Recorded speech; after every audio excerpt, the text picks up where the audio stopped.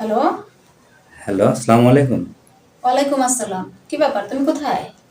Madam আমি এই যে বাগানে আছি। কেন কি হইছে? বাগানে থাকলে হবে? তোমাকে কি বাগানে পানি দেওয়ার জন্য রাখছি আমি? আর কেন? নিচে গেট পাহারা দেওয়ার জন্য রাখছি? তুমি চলে আসো উপরে, দোতলায় চলে আসো। তুমি আমার কাছে থাকবে সবসময়। এইটা কেমন কথা বললেন? আমি একটা বাড়ির দারোয়ান, আপনাকে ফুলের বাগানে পানি দেবো, গেটে থাকবো। এটাই তো আমার কাজ, তাই না?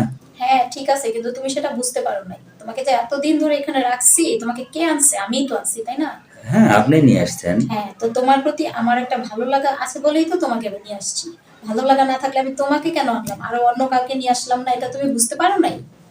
আমি তো সবই বুঝতেছি। কিন্তু আসলে আপনারা বাড়িওয়ালা মানুষ না। আপনাদের ফ্ল্যাট আছে, আপনাদের অনেক ক্ষমতা আছে। আর আমি যদি আপনার কাছে সবসময় ঘুরি, সবসময় যদি যাওয়া আসা করি, তখন আপনিই বলবেন যে কেমন করে মানে একটা বাড়িওয়ালার বউয়ের সঙ্গে তুই এরকম করিস। তখন একটা শুনতে খারাপ লাগবে না আমার? সবই ঠিক আছে তোমার কথা। কিন্তু শোনো, তুমি চলে আসো উপরে, হ্যাঁ? আর তুমি আমার কাছাকাছি থাকবে সবসময়। শুধু আমার কথা শুনবে, আমি যা বলব তাই শুনবে। তোমার অন্য কোনো কিছুই করতে হবে না। তুমি আমার খুব কাছের একজন মানুষ, আমার পার্সোনাল একজন মানুষ। আর দোতলার একটা রুম আমি তোমাকে দিব, তুমি সেখানে থাকবে যাতে তুমি আমার কাছাকাছি থাকতে পারো। যখন তোমার ভাই বাসায় থাকবে না, ওই সময়টা তুমি আমাকে আলাদাভাবে একটু সময় দিবা। তোমার কাছ থেকে আমার শুধু এটাই চাওয়া, আর কোনো কিছু চাওয়া নেই। না রে না, এটা কি বলেন আপনি? আমরা ছোট মানুষ, ছোট জাত। আর তাছাড়া দারোয়ান নামটা কত একটা খারাপ না? আর এই দারোয়ানেরা কি কখনো আহ, মালিকের বাসার রুমে বা তাদের এক বেডে থাকতে পারে? এটা সম্ভব? সেটা তো তোমাকে ভাবতে হবে না। এত কিছু তো তোমাকে ভাবতে বলি নাই। আমরা ভেবেচিন্তে সব আমাদের করতে হয়, কারণ আমরা ছোট জাতের মানুষ। তাহলে আমরা কি ভাববো বলেন? আমরা তো ভাবতে হয় এটাই আমাদের। আর তাছাড়া আপনাদের বাড়িতে আমি কাজ করি, না, মাইনেও। তোমাকে তোমাকে এত ভাবতে হবে না, ঠিক আছে? তুমি কাজ করো, ঠিক আছে? তুমি সবার কাছে যা, আমার কাছে তা না। তুমি আমার কাছে অনেক স্পেশাল। তোমাকে আমি যা বলছি তুমি তাই শুনবা। আমি যেভাবে বলবো তুমি সেভাবেই চলবা। আচ্ছা ম্যাডাম, আমি একটা কথা বলি। আপনাকে মানে এরকম করে আমার উপর জোর করতেছেন, বুঝলাম না। কেন? সাহেব বাড়িতে না থাকার কারণে আপনাদের বেশি কি পাগলামো ছাঁটা ওঠে আপনাদের মতো মেয়েদের? আসলে তুমি কোনভাবে নিতেছো বিষয়টা সেটা না। তোমার সাহেব আসলে আমাকে সময় দেয় না। সে একটু বাহিরে ব্যস্ত থাকে তো, ব্যবসার কাজে বা পার্টি নিয়ে ব্যস্ত থাকে, বেশিরভাগ সময় বিদেশে যেয়ে থাকে। তো আমি আসলে বুঝতেই তো পারতেছো, আমি একজন মেয়ে মানুষ। আমারও তো একটা সময় দরকার, আমারও তো একটু গল্প করার মানুষ দরকার। তো তোমাকে আমার অনেক ভাল লাগে। তো ওই হিসাব থেকে মনে হলো যে না, তুমি তো ভালোই একজন মানুষ, তো একটু যদি আমরা বন্ধু হই বা তোমার সাথে একটু কথা শেয়ার করি তাহলে তো সমস্যা নেই। হ্যাঁ, সেটা তো বুঝলাম। আপনি আমাকে নিয়ে গল্প করবেন, আমাকে নিয়ে সময় দিবেন। কিন্তু আমিও তো এটি চাইছিলাম। কিন্তু আমাদের তো সাধ্য হয় না, স্বাদ আছে। কিন্তু সাধ্যটা ওটা হয় না যে আপনাদের বেডে যাই, আমরা বসে কথা বলি, সময় দিই। এটা তো আমাদের হয় না। তোমার তো এত কিছু চিন্তা করতে হবে না। আসলে তুমি একটু মানে নিশ্চিন্তে থাকো। আমি যেখান থেকে তোমাকে সাহস দিতেছি, আমি যেহেতু তোমাকে বলতেছি আসার জন্য, তোমার তো এত টেনশনের কিছু নাই। হ্যাঁ, সেটা না হয় বুঝলাম। কিন্তু আপনি যে কাজ করতে চাচ্ছেন, এটা তো আমার পক্ষে সম্ভব না। কেন সম্ভব না? কারণ আমি তো একটা ছেলে মানুষ। আর ছেলে মানুষ একটা মেয়ে মানুষের রুমে থাকবে, এটা আসলে কেমন দেখায় আমি বলেন? যেখানে সবকিছু সহজ করে দিতেছি, তো তোমার জন্য এত কঠিন হলো কি কিসের জন্য? আসলে কঠিন না, এটা একটা ভয়ের ব্যাপার আছে, একটা মনের ভয়। আমি আপনাদের সাথে কেমন করে মিশে চলি বলেন? সেটা আমি দেখবো, তোমার তো এগুলো নিয়ে এত টেনশনের কিছু নাই। টেনশন আমার তো হয়। বিষয়টা একটু বুঝতেছেন না আপনি? দেখেন, বুঝতেছি, তুমি বুঝতেছো না। আমি তোমাকে যেভাবে বলছি তুমি সেভাবে করবা। তোমার কেন এত টেনশন হচ্ছে? বারে টেনশন হবে না। আপনি আমাকে, আমি বিয়ে শাদী করি নাই। আমার তো বিয়ের তো ভবিষ্যতের দরকার আছে। এই বিয়েটা আমি করতে যাচ্ছি বা করব, এর আগে আমার লাইফটা নষ্ট করে লাভ আছে আপনার?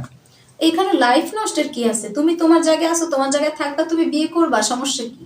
আমি আমার জায়গায় আছি, আমি আমার জায়গায় থাকবো। তুমি জাস্ট শুধু আমার সাথে একটু সময় দিবা, এই তো। আমি বিয়ে করে যদি আমার বউকে নিয়ে যদি থাকি গ্রামেতে বা আমার দেশের বাড়িতে, তাহলে আপনাকে আবার সময় দেবো কখন বলেন? সেটা সময় করে নিবা একটু। তুমি এখানে থাকবা, এখান থেকে তুমি বাড়িতে যাবা, তোমার বউর সাথে দেখা করবা, আবার এখানেও থাকবা। তার চেয়ে আপনি এক কাজ করেন, আপনি আমাকে বিয়ে না দিয়ে আপনার বাসাতে আমার সারা জীবন রেখে দেন। হ্যাঁ, রাখলাম, সমস্যা কি? আর সাহেব তো বেশি বাসায় থাকে না, তাহলে অসুবিধায় কি আছে আপনার? না, অসুবিধা তো নাই, আমার তো কোনো অসুবিধা নাই। সাহেব থাকে না, সাহেব তো বেশিরভাগ সময় দেশের বাইরে থাকে। তো তুমিও থাকলা, তুমি তো সবসময়ই থাকলা। আমি তো চাইতেছি তুমি সবসময়ই আমার বাসায় থাকো। হ্যাঁ, আমি তো সেটাই চাইতেছি। আমিও তো এটা চাচ্ছিলাম। এখন আপনি এই কাজটা আমাকে দিয়ে করে নেন, তাহলে আপনার জন্য ভালো, আমার জন্যও ভালো। হ্যাঁ, আমি তো তাই চাইতেছি। তুমি একটু থাকো, মানে সারাক্ষণ আমার পাশে, পাশে থাকো।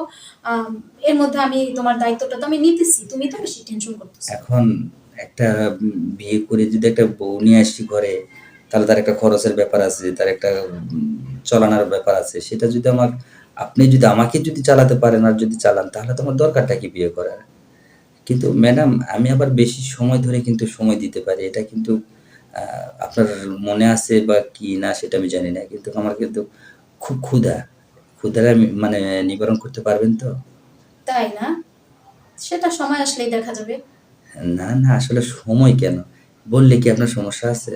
না, আসলে তুমি কতখানি পারবে সেটা তো সময় কথা বলবে, তাই না? আমি তো আপনাকে ক্লিয়ার বলে দিলাম এখানে। কারণ আমার খিদাটা বেশি। আমি কিন্তু খুব খাইতে পারি। আমারও তো সেরকম প্রয়োজন। তোমার মতোই একজন যে অনেক নিতে পারে। কিন্তু হ্যাঁ, আপনার যে খাবারটা আমাকে খাওয়াবেন আসলে আপনাদের দামি খাবার তো। আমার পেটে এখন সহ্য পাবে কিনা। কেন সহ্য হবে না? খেতে, খেতেই অভ্যাস হয়ে যাবে। আমরা গরিব মানুষ। যদি ভালো-মন্দ পেটে একটু যায়, তাহলে দেখবেন যে ডাক্তারখানা ধরতে হবে। সমস্যা নাই। ১ দিন ২ দিন খেলেই সেটাও সয়ে যাবে। তখন আমি ডাক্তারের ওষুধ খাওয়ার টাকা কোথায় পাবো? আপনি দিবেন? তোমার সবকিছু দায়িত্ব আমার। সব দায়িত্ব আমার নিবেন আপনি? হ্যাঁ, তোমার সবকিছু দায়িত্ব আমার। তুমি তাই? যদি আমার প্রয়োজনটা যদি তুমি অবশ্যই দেখো, আমার পাশে থাকবে, তো তোমার পাশে আমি থাকবো না? এটা যদি কখনো কোনো সময় সাহেব জানতে পারে? তোমার সাহেব কেন জানবে? যদি জানে ফেলায় তখন? সেভাবে আমরা চলাফেরা করব না যাতে সে জানতে পারে। তার চেয়ে সাহেব যখন আসবে তখন আমি চলে আসবো। হ্যাঁ, আর দোতলায় বাসা রুম নেওয়ার তো দরকার নেই আমার। আপনি দোতলায় আমাকে রাখলে তো আরো বেশি খারাপ ভাববে। হ্যাঁ, তাহলে তুমি নিচেই থাকো, সমস্যা নাই। যখন আপনার প্রয়োজন হবে তখন একটু মিস কল দিবেন। হ্যাঁ, তুমি নিচেই থাকো, যখন দরকার হবে তখন তুমি উপরে চলে আসবে। আমি তোমাকে মিস কল দিব। আর আপনার পাশে যে একটা যে ভাড়াটিয়া আছে না? হুম, ও কিন্তু খুব বেয়াদব, বুঝছেন? তাই? ও আমার অনেক ধরনের কথা বলছে। প্রয়োজনে ওকে আপনি রুমটা ছেড়ে দেন। আপনার রুম খালি থাকলেও তো আপনার কোনো সমস্যা নেই। না, না, আমার কোনো সমস্যা নেই। আমি ওই রুমের ভাড়া দিয়ে কি চলি নাকি? তাহলে আপনি ওকে রুমটা থেকে বের করে দেন। ওই রুমে আমরা অন্য কিছু একটা করে রাখবো। আর আমি একা থাকলে তো যথেষ্ট, আর কোনো সমস্যা হবে না। জি, জি, কোনো সমস্যা নাই। তুমি কোনো চিন্তাই করো না। আমি তো চিন্তা করি নাই। এখন তো আপনি যেটা অফার দিয়েছেন আমার তো অনেক খুশি, খুশি লাগতেছে। তাই? মনে হয় আজকে একটু উম আপনার উপরে যাই, বুঝি না? হ্যাঁ, আমি তোমাকে সময় সুযোগ করে মিস কল দিব, তখন তুমি আইসো। তাই এখন সুযোগ হয় নাই? না, এখন সুযোগ হয় নাই। মাত্র তো তোমার সাথে আমার কথাটা হলো, আমাকে দেখতে হবে, সুযোগ করতে হবে। কেন, বাসায় কেউ আছে নাকি? মানে সাহেব একটু আগে আসছে। ও আচ্ছা, আচ্ছা। ঠিক আছে তাহলে। সাহেব বাসায় আছে আর আপনি কথা বলতেছেন? না, সে পাশের রুমে আছে। ও আচ্ছা, ঠিক আছে তাহলে। আর খুব বেশি কথা বলব না, সাহেব জানে ফেলালে আবার সমস্যা হবে। হ্যাঁ, সেটাই। তাহলে সাহেব গেলে আমাকে একটু স্মরণ করেন, ওকে? আচ্ছা, ঠিক আছে। আচ্ছা, ঠিক আছে। আচ্ছা, ভালো থাকো। Okay madam. হুম, আল্লাহ হাফেজ। আল্লাহ হাফেজ। আজকে যাই ম্যাডামের ঘরে, দেখি ম্যাডাম কি দিতে পারে।